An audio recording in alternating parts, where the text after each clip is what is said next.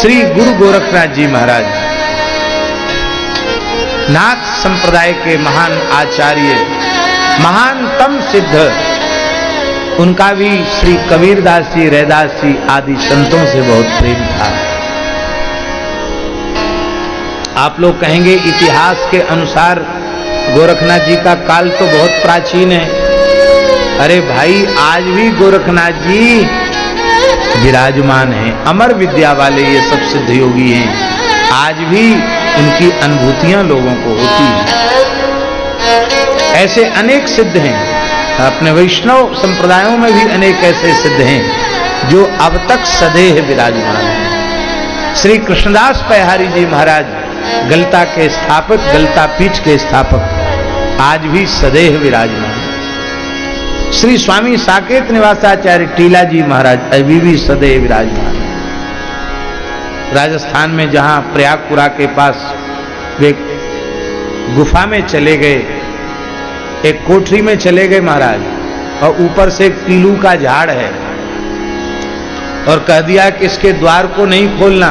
टीला जी महाराज ने बोले जब ये झाड़ सूख जाए तब समझना कि हम सदैव अंतर्धान होके साकेत चले गए, और जब तक ये झाड़ न सूखे तब तक समझना हम यही हैं।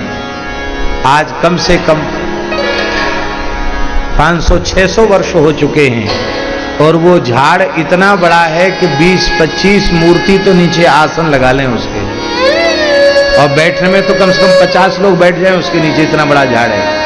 चारों ओर रेत ही रेत, कोई कहीं हरियाली नहीं, और वो टीले के ऊपर कैसे पेड़ हरा है। ऐसे चमत्कार इस देश में अनेकों जगहों पर हैं। इसलिए गोरखनाथ जी भक्ति काल तक प्रकट होकर के उनके अनेक ऐसे चरित्र हैं। गोरखनाथ जी भी जानते थे कि रैदास जी महान सिद्ध संत हैं। एक दिन रैदास जी अपने निम्ब वृक्ष के नीचे बैठ करके स्नान ध्यान करके तिलक स्वरूप पधरा करके मानसी सेवा कर रहे थे। युगल सरकार श्री सीताराम जी की मानसी में सेवा कर रहे थे, और मानसी सेवा के पश्चात आरती करके मानसी में ही सबको प्रसाद बांट रहे थे,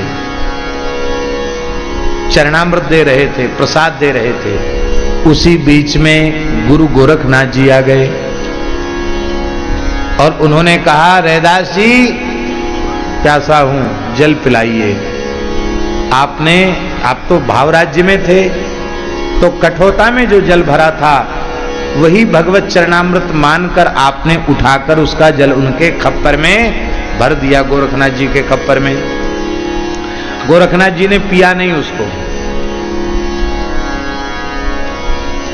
क्यों नहीं पिया ये तो वे स्वयं ही जाने, पर उस खप्पर को लेकर के वो चमड़े का जल उसमें नहीं था। कठोता में शुद्ध जल ही भरा था, चमड़े का जल नहीं था। ये भ्रम नहीं करना चाहिए, वो तो जल भरा हुआ था। पर ये भावना जरूर आ सकती है कि इसी कठोते में चमड़ा भी भिजाते होंगे, ये भाव हो सकता है, पर जल तो एकदम ठीक था। जैसे ही उनके खप्पर में छोड़ा, वो खप्पर सहित संत कबीरदास जी के यहां पहुंच गए। कबीरदास जी महान सिद्ध संत, साक्षात प्रहलाद जी के अवतार। रैदास जी, कबीरदास जी गुरु भाई हैं। जगत गुरु श्री रामानंदाचार्य भगवान के शिष्य हैं। तो कबीर जी भी महान सिद्ध, एक मृत बालक को जीवित कर दिया था उन्होंने, उसका नाम पड़ा कमाल। कथा आप सबको मालूम होनी चाहिए कि बादशाह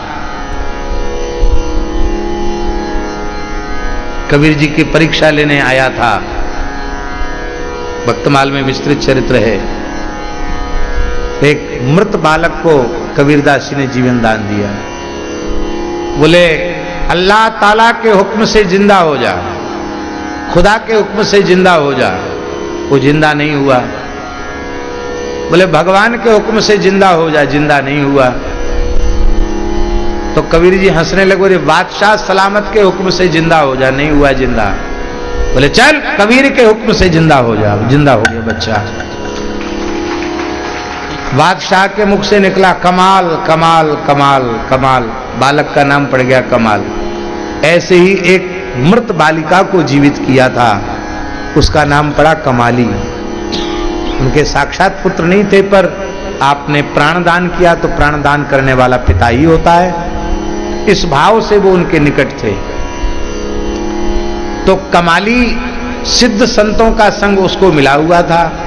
उसने गोरखनाथ जी को प्रणाम करके कहा कि काका जी, तो पिताजी के मित्र हैं ना, इस भाव से काका जी। कहा काका जी ये खप्पर में क्या लेके आए हो? बोले तुम्हारे रैदास काका के यहाँ गए थे, प्यास लगी थी, पानी मांगा तो कठौते का ही पानी इसमें भर दिया। तो ये पानी आपने पिया नहीं, ये मैं पी जाऊं और आपको दूसरा जल लेके आती हूं। का जैसी तेरी इच्छा।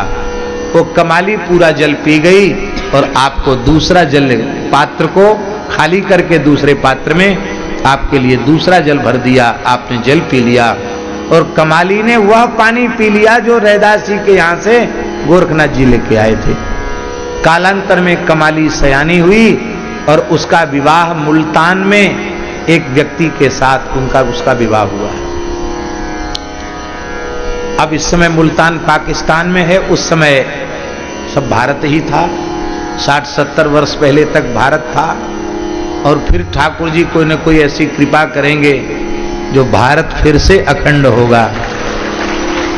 ये विभाजित भारत नहीं चाहिए, अखंड भारत हम लोगों को चाहिए और भगवान कृपा करेंगे, भारत अखंड होगा। इस देश में गोवंश का समादर फिर से होने लग जाएगा। उसका आरंभ तो हो गया है भगवान की दया से, धीरे धीरे लोगों में गो उपासना की भावना जागृत होगी। तो राम जी मुल्तान में विवाही गई कमाली और श्री गोरखनाथ जी अपने मत का प्रचार करते हुए मुल्तान पहुंचे। और जब मुल्तान पहुंचे तो लोग गोरखनाथ जी का दर्शन करने के लिए आने लगे, भीड़ लग गई। महाराज भिक्षा ग्रहण करो। बोले हम उसके यहां भिक्षा ग्रहण करेंगे जो हमारा खप्पर भर देगा। अब सिद्ध का खप्पर कौन भरे? हजारों मन अन्न आ जाए उस खप्पर में, फिर भी खप्पर भरे नहीं। लोग हाथ खड़े कर दें। कमाली ने सुना कि श्री गोरख काका आए हैं तो अपने पति से कहा कि जाओ उनको न्योता करो, घर में आकर के भोजन कराओ उनको। अरे बोले भगवान हम गरीब आदमी, बड़े बड़े राजा महाराजा गोरखनाथ जी का खप्पर नहीं भर सकते, हम गरीब कैसे भरेंगे? अरे बोले लाओ तो सही उनको यहाँ, मैं खप्पर भरूंगी उनका। और महाराज जी गोरखनाथ जी को आकर बुलाया, बैठे गोरखनाथ जी। आधी चम्मच भात से खप्पर भर दिया कमाली ने। आधी चम्मच भात उठाया और खप्पर में डाला तो खप्पर से बाहर भात गिरने लग गया। गोरखनाथ जी चौंक पड़े, इस देवी में ये कमाल कहां से आ गया, ये चमत्कार कैसे हो गया? कबीर जी ने पूछा तुम कौन हो? गोरखनाथ के खप्पर को भरने वाली तुम कौन हो? कहा काका जी आप मुझे भूल गए, मैं आपकी श्री कबीरदास जी की धर्मपुत्री मानस पुत्री कमाली हूं। यह मेरी ससुराल है, मैं विवाह करके आई हूं, तो आप यहां भूखे रहें ये मैं कैसे सहन कर सकती थी, इसलिए मैंने आपका खप्पर भरा है। तो ये कमाल तुम में कहां से आ गया? बोले ये मेरा कमाल नहीं है, ये जो रैदास जी के यहां से आप जल लेके आए थे, उस जल को जब से मैंने पिया है तब से सारे कमाल मेरे भीतर प्रकट हो गए हैं।